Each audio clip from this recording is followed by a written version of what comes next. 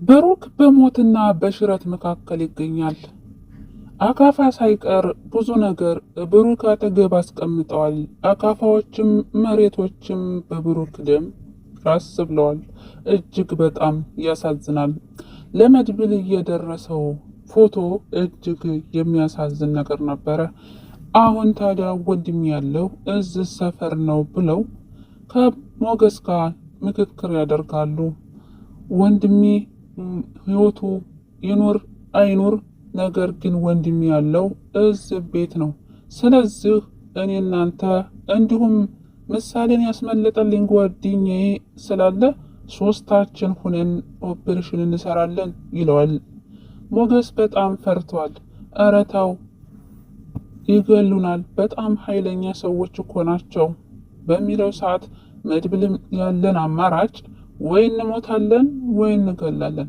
ስለዚህ አንተ ለጓደኛ ለሚስትህ ስትል፣ እኔ ደግሞ ለወንድሜ ስል፣ ጓደኛዬ ደግሞ ለእኔ ሲል ወይ ከሶስታችን አንደኛችን መስዋዕትነት ልንሆን እንችላለን። ስለዚህ ሳይደፈርስ አይጠራምና ሁሉንም ነገር መጋፈጥ አለብን፣ ፊት ለፊት መሸሽ የለብንም ብሎ መድብል ሞገስን ያሳምነዋል። ሞገስም ያለው አማራጭ እሽታ ነው። እሺ እውነትህን ነው፣ ሁሉንም ለመጋፈጥ ዝግጁ ነኝ ብሎ ውላቸውን ተዋውለው ተስማምተው ወደ የቤታቸው ተመልሰዋል። ሞገስ ግን ወደ ቤቱ ሲመለስ አንድ የሚያስደነግጥ ነገር ገጥሞታል። እሱም ታዲያ ጠበቃ ያለው ሰውዬ ሚስቱን አልጋ ላይ ይዞ ቁጭ ብሎ ነበረ። ሉላን እባክሽ ነይ ቶሎ ከኔ ጋር አብረሽኝ ካደርሽ በነፃ ነው ቤታችሁን ንብረታችሁን የማስመልስልሽ። ስለዚህ አትንገራገሪ፣ በጣም ቆንጆ ነሽ፣ በጣም ታምሪያለሽ። ታውቂያለሽ ገና ያየሁሽ ቀን ነበረ ወከክ ያልኩልሽ። ምን ልበልሽ፣ ማንም ሴት እንደዚህ ማርካኝ አታውቅም ይላታል። እሷም እና እኔም ምን አገባኝ ስላንተ፣ እኔ እኮ ባለትዳር ነኝ፣ አትከበርም እንዴ? ይህ ገንዘብ ጥንቅር ብሎ ይቀራል እንጂ በፍጹም ካንተ ጋር ምንም ነገር ማድረግ አልፈልግም ትላለች። እሱም እባክሽ ተለመኝኝ ብሎ እንግዲህ እቤቷ ድረስ ተከትሏት ይመጣል። ግን ደግሞ ጠበቃው ገና ሉላ እና ሞገስ ወደ ቤት በሚገቡበት ሰዓት ወደ ቢሮ ማለት ነው አተኩሮ ሲመለከታት፣ እሷም ስትመለከተው ሞገስ ሁኔታቸውን እየተመለከተ አንዴ ጠበቃውን አንዴ ሉላን እየቃኘ እየተመለከታቸው ነበር። እነዚህ ሰዎች ምን እየሆኑ ነው? ይተዋወቃሉ ወይስ ምን እየተካሄደ ነው ብሎ አተኩሮ እየተመለከታቸው ነበር። ነገር ግን ይሄንን ነገር ከሀሳቡ የሚያስባንን የስልክ ጥሪ ከመድብል ይደርሰዋል። ሞገስም ታዲያ ስልኩን ያነሳና አሎ በሚለው ሰዓት መድብልም አንድ አስቸኳይ ነገር ስለተፈጠረ በአስቸኳይ ላገኝህ እፈልጋለሁ ይለዋል። ሞገስ ምንድን ነው የተፈጠረ ችግር ካለ ንገረኝ እስኪ በሚለው ሰዓት መድብልም አይ በስልክ ሳይሆን በአካል ነው መገናኘት ያለብን ብሎ ስልኩን ይዘጋበታል።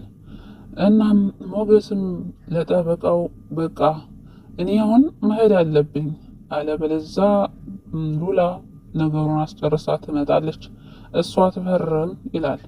ጠበቃውም አረ እንዴት እንደዚህ ታደርጋለህ? አረ ሁሉን ነገር ጨርሰ መሄድ ያለብህ፣ ከዚህ የበለጠ አስቸኳይ ነገር አለ እንዴ ይላል። ነገር ግን እሱ ሞገስ እንዲህ አይደለትና ሉላ እንድትቀር ምኞቱ ነበር። ነገር ግን ምኞቱ ተሳክቶለታል። ከዛም በኋላ በቃ ሉላ ትፈርማለች፣ የቀረውን ደግሞ እፈርማለሁ፣ አንተ መሄድ ትችላለህ፣ በዛም መኪናም ስለያዝኩኝ እኔ ራሱ አድርሳታለሁ ቤቷ ብሎት ሞገስን ይሸውደዋል። ሞገስም የዋህ ስለሆነ ጥሏቸው ይወጣል።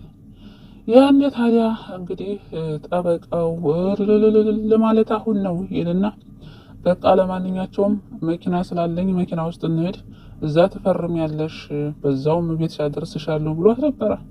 ሉላም ሁኔታው አላማራትም። ቢሆንም ደግሞ ያላት አማራጭ ከሱ ጋር አብራ መሄድ ነበር። ግን ተከትሏት ይኸው በራሱ መኪና እዛው ቤቷ ይዟት ሄዳል። ቤቷ ሲሄድ ግን ቤታቸው ጠባብ ስለነበረ የት ይቀመጥ መቀመጫም የለም። ቀጥታ መኝታ ክፍል ነበረ የገቡት። አቤት አንቺን የመሰለች ልጅ፣ አንቺን የመሰለች ቆንጆ እዚች ጠባብ ቤት አይከብድም እንዴ? አንቺ ማለት እኮ ንግስት እኮ ነሽ።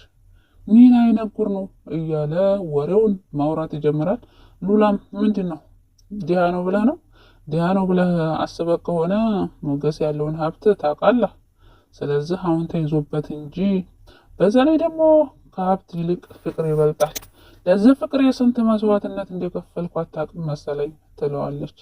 ለማንኛቸውም ያለሽ አማራጭ አንድ ብቻ ነው። ሴቶች ሴትነታቸውን ተጠቅመው ብዙ ነገር ማስተካከል ይችላሉ እኮ። ስለዚህ አንቺም ይህን ነገር ማስተካከል ትቻለሽ። ብዙ ብር ከፍለሽ ከምትይልቅ በአንድ ቀን አዛር ቤትሽን በነፃ ማስመለስ ትቻለሽ፣ ንብረታችሁን ይላታል። በፍጹም አልፈልግም፣ በአፍንጫ ይወጣ። እባክህ ነይ ቁጭ በይ እባክሽ በሚላት ሰዓት ቁጭ አልልም። እንግዲህ ያለው አማራጭ እጇን መጎተት ነበረ። እጇን እየጎተተ ባለበት ሰዓት ኧረ እባክህ ውጣ፣ ቤቴን ለቀህ፣ ሞገስ ከመጣ ጥሩ ነገር አይፈጠርም ብትለውም እሱ ግን መስሚያው ጥጥ ነው እና እንግዲህ ጠበቃው የሉላን እጅ እየጎተተ ባለበት ሰዓት እንግዲህ ሞገስም እየገሰገሰ ወደ ቤቱ መጥቷል። ምን ይፈጠራል? ሞገስ መቼም ቦቅቧቃ ነው፣ የፈረደበት ቦቅቧቃ። እንደ ሞገስ ቦቅቧቃ እንኳን አይድረስ ነው። እንግዲህ በሚስትና በሀገር ድርድር የለም በሚለው እንግዲህ የዝናን ያክል ባይፈራውም ይህንን ይፈራዋል ብዬ አላስብም። እንግዲህ ያው በሰው ቤት ዘው ብሎ መግባት ግን ነውር ነው። እንደዚህ አይነት ሰው አለ እንዴ? ምንስ ባለጌ እንኳን ቢሆን በአንድ ቀን ትውውቅ ሰው ቤት ያውም አልጋ ክፍል ይገባል እንዴ? ብቻ ሞገስ በቡጥ ይለዋል ወይስ ጠበቃው ብቻ ሞገስ ያላሰበው ነገር ገጥሞታል ማለት ነው። ነገሮቹ በዛም እያጧጧፉት ይገኛሉ። እሺ እና ታዲያ እንግዲህ መድብልስ ለቡራ ይደርስለታል አይደርስለትም የሚለውን እንግዲህ አብረን ነው የምንመለከተው። ቡራ በእርግጥ አልሞተም፣ ህይወቱ አላለፈችም። እንግዲህ መጨረሻ ላይ ጣቶቹን እያንቀሳቀስ አይተናል። ግን ደግሞ አካፋው ምኑን እኮ ቀብረውት ነው ምንድን ነው ብዬ በጣም ነበር የደነገጥኩት። ነገር ግን በህይወቱ ሳይወጣ ይደርሱለታል ብዬ አስባለሁ መድብልና ሞገስ ማለት ነው። ደግሞ ሞገስ ዝም መጥቶ ሌላ ችግር አጋጠመው። ምን አይነት ጉር ነው እናንተዬ! እንደው በችግር ላይ ችግር ነው እየተደራረበባቸው ያለው። እንግዲህ ይወጡታል ብዬ አስባለሁ። ቡራ አይሞትም ማለት ነው። እሱ ከሞተ ያው ምሳሌ ድራማ ስለሚያስጠላ በህይወት ይደርሱለታል። ይዘውትም እንደሚመጡ ባለሙሉ ተስፋ አለኝ። አሁን እንግዲህ ኤፍራታን ነው አሁን እየተፈለገች ያለችው። ዝና ኤፍራታን አምጪልኝ እያለ ማለትን ሲያወራት ነበር። ማለትም በጣም ናፍቀኸኛል፣ እንዴት ነው ጎዱ እያለች በምትለው ሰዓት አንቺ ዝም በይ፣ ምን ሆነሽ እያየሽን ጎዱ ትያለሽ እንዴ? ሆስፒታል ቆይቼ እኮ የምመጣው፣ ስለዚህ አሁን እህትሽን ይዘሻት ነይ ብሏታል ማለት ነው። እንግዲህ ማን ነው የሚባለው ይሄ ማን ሙሴሳ የሚባለው እንግዲህ አለቃቸው የሰው ነፍስ እንዳታጠፋ ትንሽም ብትሆን ዋጋ ያስከፍለናል እያለው ነበር። እና ዝና ደግሞ የሰው ነፍስ አላጠፋም አለ። የፍራታን ነው አላለም እንዴ? ፍራታ ሰው አይደለችም እንዴ? ሰው ነፍስ አይደለችም እንዴ? ፍራታ ተጫውታብኛለች፣ እኔን ሸጉዳለች፣ መድብል ሙታል ብላ እኔን ወጥመድ ውስጥ ከተኛለች። ስለዚህ የእጇን ማግኘት አለባት እያለ እየፎከረ ነው። እንግዲህ ቀጣይ ክፍል ነው የምናየው ማለት ነው። ክፍል 98 ኤፍራታ አሳዘነችኝ። አሁን እንኳን ለገንዘብ ብላ፣ ምክንያቱም መድብል ደህና አፍቅሯት ነበረ። ከሱ ጎን ሆና ኑሮ የሁላ ነገር አይመጣባትም ነበረ ኤፍራታ። ገንዘቡም አልቀረም፣ ገንዘብ እየሰጣት ነው መድብል። ከሱ ጎን ብትሆን ኑሮ በጣም ጥሩ ነበረ። በእርግጥ አሁን ዝናም ፈርቷል። እነ መድብልን በጣም ኃይለኛ ናቸው፣ እንዲያሰብናቸው አይደሉም እያለ አለቃውን እያስፈራራው ነበረ ማለት ነው። መድብል ጀግና ነው፣ ጓደኛም አግኝቷል። እውነተኛ ጓደኛ ከሆነ ማለት ነው። እንግዲህ ምሳሌን ያስመለጣት። ምሳሌም አባቴን አንጡ እያለች እያስቸገረቻት ነው ቅድስትን ማለት ነው። ቅድስትም ታዲያ እውነቱ ልትነግራት ብላለች። ያው በ98 ሁሉንም ነገር ትነግራት አለች ማለት ነው። ምክንያቱም በየጊዜው የጨቀጨቀቻት ስለሆነ ግራ ተጋብታለች። እንግዲህ ዳጣም አግኝታው ነበረ ሞገስን ማለት ነው። እንግዲህ ዳጣ አግኝታ ሞገስን ያወራቸው ነገር በጣም የሚያስቅ ነበረ። ምክንያቱ ደግሞ ሰላምዬ ውሸት ባል ትፈልጋለች ስትለው በጣም ነበር ደነገጥ። እንዴ ምን ሆነሽ ነው? ይህ እኮ በህግ ያስቀጣል። ውሸት ደግሞ ለክፉ ሰዎች መመለሻ እንጂ ውሸት በፍጹም አይፈቀድም ሲላት፣ አይ የውሸት እኮ ነው፣ በቃ ለማንኛውም ተወው እና ደግሞ እናቴ በህይወት አለች ብላ እንግዲህ ደስታዋን አጋርተዋለች። እና በህይወት ካለች የት ነው ያለችው በሚላት ሰዓት እሱን ማቀስ ብሎ የሚነግረኝ ግን ደግሞ በህይወት ስላለች ብቻ በጣም ደስ ብሎኛል እያለ ደስታዋን ስትገልጥለት ነበረ።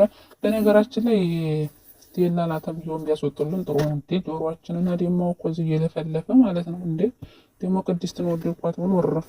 ለማንኛውም ክፍል 98 በጉጉት እንጠብቃለን ማለት ነው። ለዚህ ቻናል አዲስ ከሆናችሁ ሰብስክራይብ ማድረጋችሁን አትርሱ።